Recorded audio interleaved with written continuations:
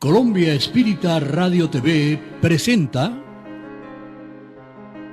Encuentros Espíritas, un espacio para la reflexión y el desarrollo espiritual. Es erróneo creer que basta a ciertos incrédulos ver fenómenos extraordinarios para convencerse.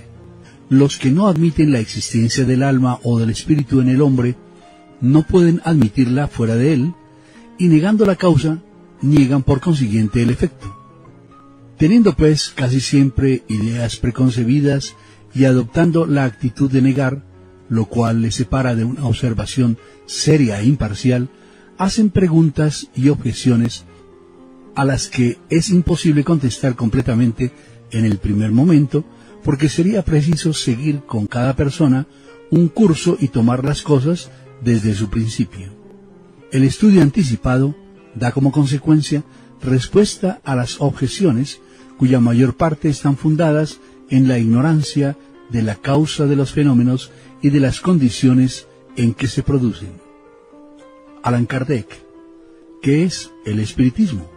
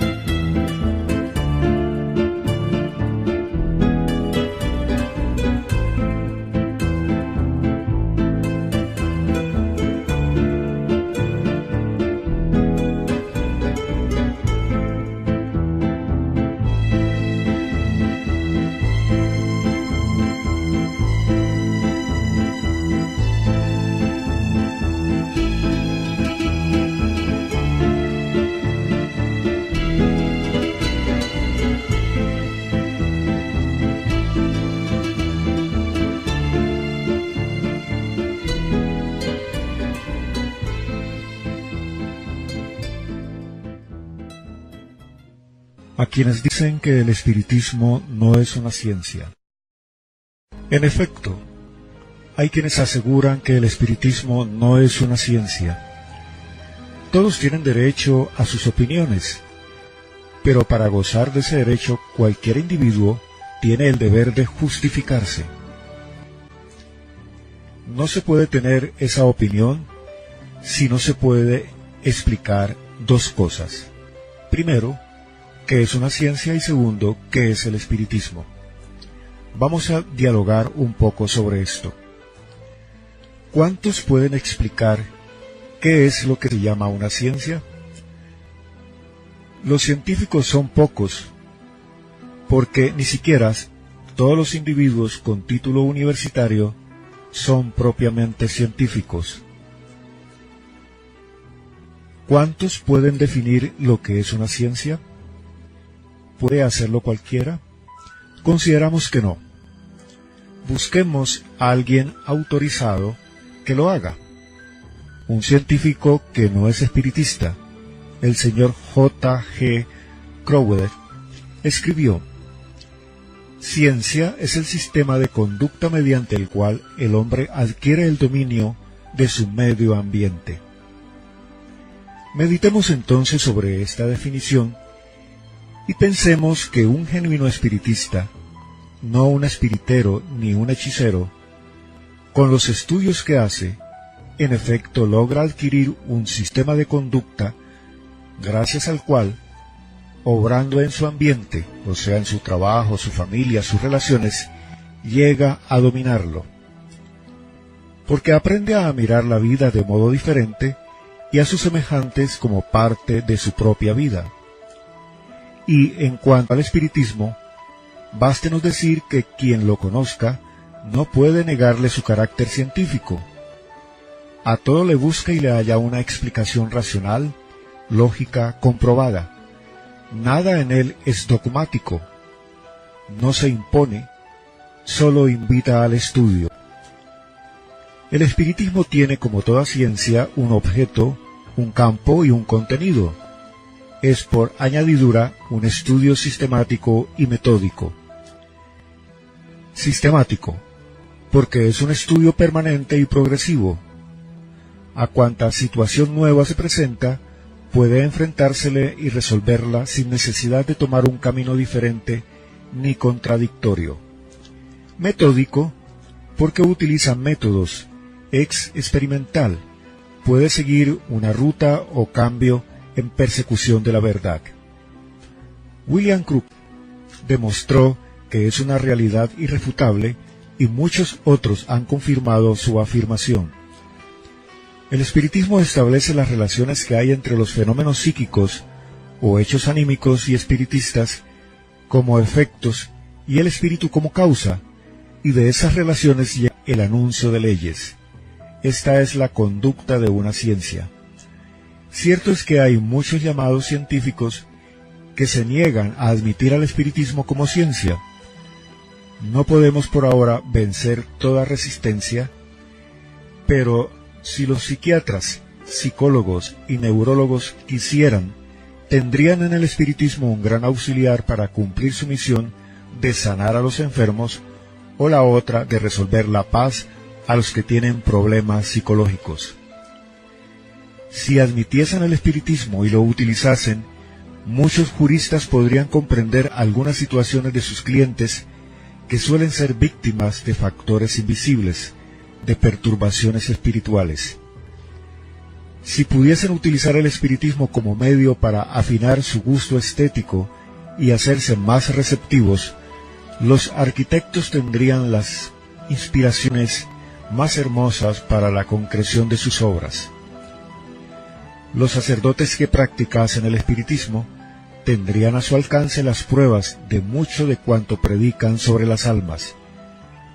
Una cosa está clara: si el espiritismo no es realmente una ciencia, no lo va a hacer jamás solo porque lo defendemos, y si en verdad lo es, no va a dejar de serlo únicamente porque exista gente que lo niegue. Ocurre que hay quienes repiten afirmaciones de otros igual que un disco fonográfico o como un eco. El espiritismo sobrevive porque es una ciencia.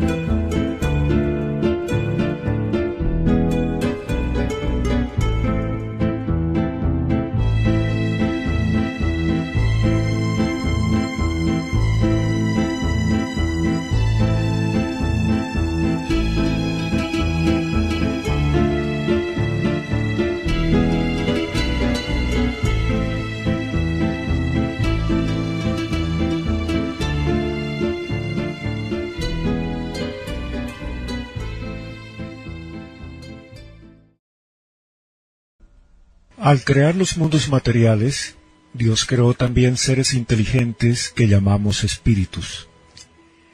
El origen y modo de creación de los espíritus nos es desconocido. Solo sabemos que han sido creados simples e ignorantes, es decir, sin ciencia ni conocimiento del bien y del mal, pero perfeccionables y con aptitud idéntica para ser conocedores de todo con el tiempo. Al principio están como en una especie de infancia, sin voluntad ni conciencia completa de su existencia. A medida que el espíritu adelanta en su destino, las ideas se desarrollan en él lo mismo que en el niño, y con las ideas el libre albedrío, esto es, la libertad de obrar y seguir tal o cual camino para su perfeccionamiento, siendo esto uno de los esenciales atributos del espíritu. El objeto final de todos los espíritus es de llegar a la perfección de que son susceptibles, siendo el resultado de este perfeccionamiento el gozar de la suprema dicha a la que llegan más o menos pronto, según sea el uso que hacen de su libre albedrío. Los espíritus son los agentes del poder divino y constituyen la fuerza inteligente de la naturaleza, concurriendo al cumplimiento de los deseos del Creador para sostener la armonía general del universo y las leyes inmutables de la creación. Para intervenir como agentes del poder divino en la obra de los mundos materiales, los espíritus se revisten temporalmente de un cuerpo material. Los espíritus encarnados constituyen lo que se llama humanidad, pues que el alma del hombre no es otra cosa que un espíritu encarnado. La vida espiritual es la normal y eterna del espíritu. La corporal es transitoria y pasajera. Es un momento en la eternidad. La encarnación de los espíritus está en las leyes de la naturaleza. Es necesaria para su perfeccionamiento y también para cumplir los destinos de Dios. Por medio del trabajo que necesite la existencia corporal del espíritu, perfecciona éste su inteligencia y adquiere, observando la ley de Dios, los méritos que deben conducirle a la dicha eterna, resultando de esto que al paso que concurren a la obra general de la creación, los espíritus trabajan en su propio perfeccionamiento y provecho. El perfeccionamiento del espíritu es el fruto de su trabajo y adelanta en razón de su actividad o buena voluntad para obtener las cualidades que le faltan. No siendo posible al espíritu obtener en una sola existencia corporal todas las cualidades morales e intelectuales que le son precisas para llegar a su objeto final, logra esto por medio de una serie de existencias físicas, en cada una de las cuales adelanta más en la vía del progreso y se purifica de algunas de sus imperfecciones. A cada nueva existencia aquí en la tierra, el espíritu lleva consigo el caudal de inteligencia y moralidad que adquirió en sus existencias anteriores, lo mismo que los gérmenes de las imperfecciones de que no se ha despojado todavía. Cuando una existencia ha sido mal empleada por el espíritu, es decir, que no ha hecho ningún progreso en la vía del bien, no le sirve de provecho alguno y debe empezarla de nuevo en condiciones más o menos penosas en razón de su inteligencia o mala voluntad. Debiendo el espíritu a cada existencia corporal adquirir algo bueno y despojarse de algo malo, resulta que al cabo de cierto número de existencias físicas aquí en la tierra, se encuentra llegado al estado de espíritu puro.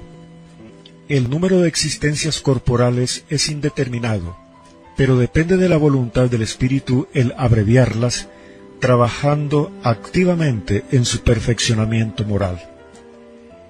En el intervalo de las existencias corporales, el espíritu está errante y vive la vida espiritual, no teniendo la erraticidad duración determinada. Cuando los espíritus han adquirido en un mundo cualquiera la suma de progresos que el estado de este mundo permite, lo abandonan para encarnarse en otro más adelantado, donde adquieren nuevos conocimientos, y así sucesivamente hasta que, no siéndoles necesaria la encarnación en un cuerpo material, viven exclusivamente de la vida espiritual, no dejando por eso de progresar, si bien en otro sentido y por otros medios.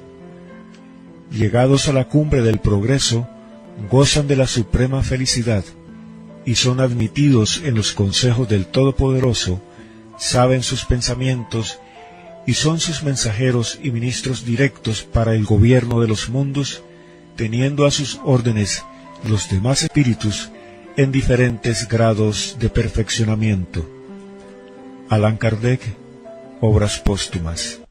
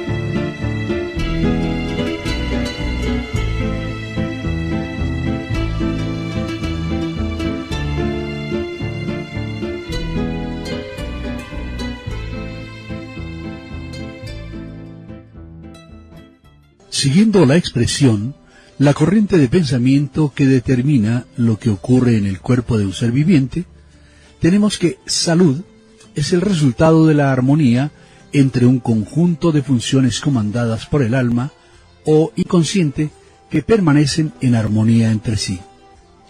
Así pues, enfermedad es la pérdida o trastorno de esa armonía que se origina en el alma o espíritu y se manifiesta en el cuerpo físico como síntoma. El antiguo concepto de enfermedades del espíritu es pues erróneo, ya que el espíritu no se enferma, nunca enferma. Se trata exclusivamente de síntomas que se manifiestan en el plano psíquico o conciencia individual. La medicina académica ha tratado de convencer a los enfermos de que un síntoma es un hecho fortuito y que por sí solo no tiene significado, por lo que no hay que interpretarlo, sino eliminarlo. Se destinan así muchos recursos para tratar órganos y partes del cuerpo dañadas, descuidando al individuo enfermo que requiere de atención. En el libro En el Mundo Mayor de André Luis y psicografiado por Francisco Cándido Javier, encontramos una explicación del instructor Calderero al respecto de una persona diagnosticada de esquizofrenia. El sistema nervioso que se une a la cámara encefálica a través de procesos indescriptibles en la técnica de la ciencia humana, no es más que la representación de importante sector del organismo periespiritual. Dice así: la mente fallida de Fabricio, experimentando insistentes remordimientos y aflictivas preocupaciones, intoxicó esos centros vitales con la incesante emisión de energías corruptoras. Consecuentemente, se verificó lo que en buena psiquiatría podríamos designar como lesión generalizada del sistema nervioso. Tal desastre alcanzó en primer lugar las sedes de las conquistas más recientes de la personalidad, esto es, las células y los estímulos más jóvenes que se localizan en los lóbulos frontales, en la corteza motora, inutilizando temporalmente a nuestro amigo para la meditación elevada y para el trabajo saludable y obligándolo a retroceder en el terreno espiritual hacia dentro de sí mismo.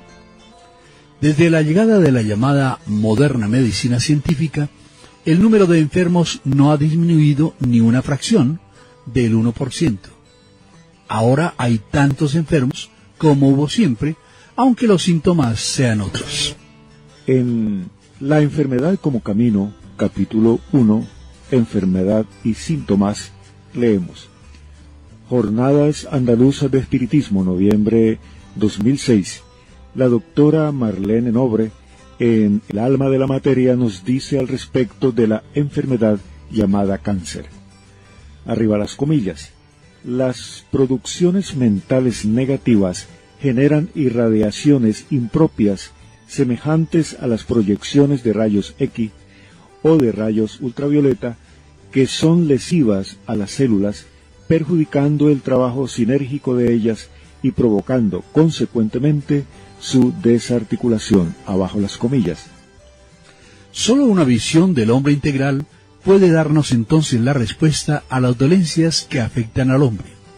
Nuestro cuerpo, mente y espíritu están interconectados entre sí, formando una sola unidad, y un síntoma es entonces una señal o aviso de que algo invisible, no palpable, reclama nuestra atención. Necesitamos ampliar nuestra visión parcial para comprender la dimensión de las cosas que nos ocurren. Amalia Domingo Soler dice en un artículo de La Luz del Porvenir: todo tiene su razón de ser, todo tiene su historia. Entonces, la vida tiene un interés palpitante. Entonces se estudia y se aprende en todos los hechos que se realizan en torno nuestro. Se ensancha el horizonte que contemplamos y apreciamos la vida en su inmenso valor. Cuando un individuo comprende la diferencia entre enfermedad y síntoma, su actitud en relación a la enfermedad o la incapacidad que nos provoca se modifica hasta el punto de participar activamente en su proceso de recuperación, dejando de luchar en contra de ella. La enfermedad se convierte en una oportunidad para aprender más de nosotros mismos y de nuestros propios procesos de transformación y evolución.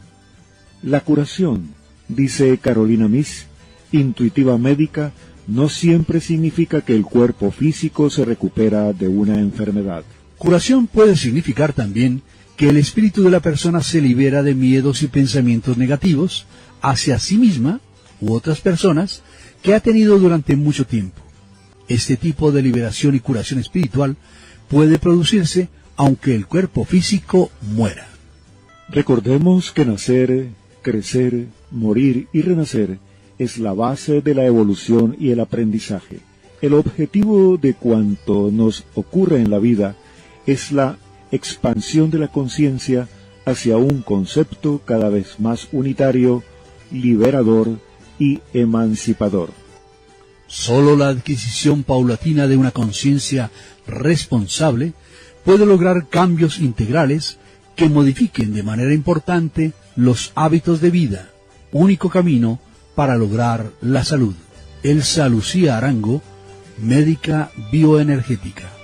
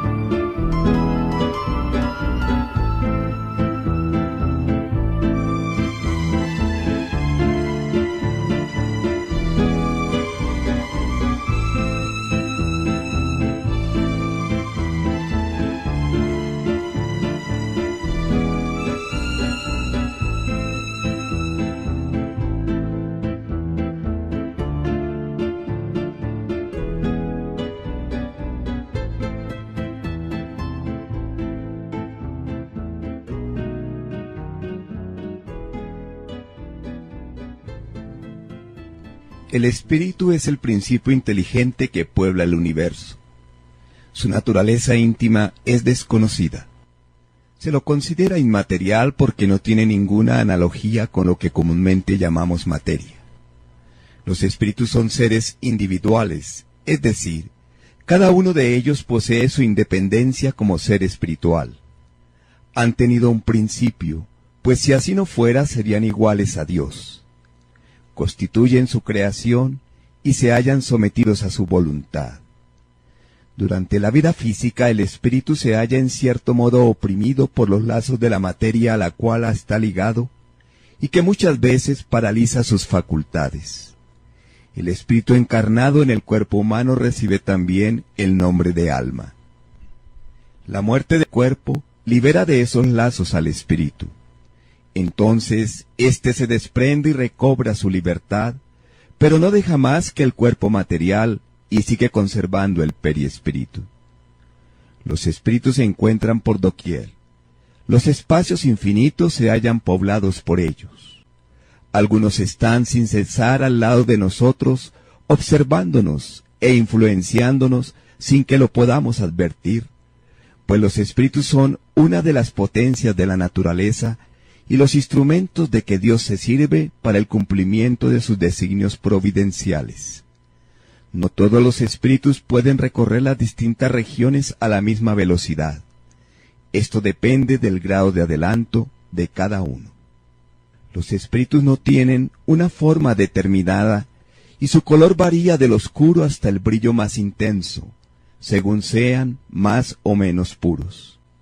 Poseen la facilidad de penetrarlo todo: aire, tierra, agua, fuego y toda forma material, por más consistencia que presente, no ofrece obstáculo para sus desplazamientos. Dios impone a los espíritus las sucesivas reencarnaciones para que al ir eliminando sus imperfecciones, vayan progresando hasta alcanzar la purificación total. Por eso, si la vida material es corta y pasajera y la vida espiritual es eterna, debemos luchar por construir nuestros castillos en el cielo y no en la tierra donde los tendremos que dejar, pues para Dios y para nuestros espíritus no tendrán ningún valor. Colombia Espírita Radio TV presentó Encuentros Espíritas. Esté pendiente de nuestra siguiente emisión.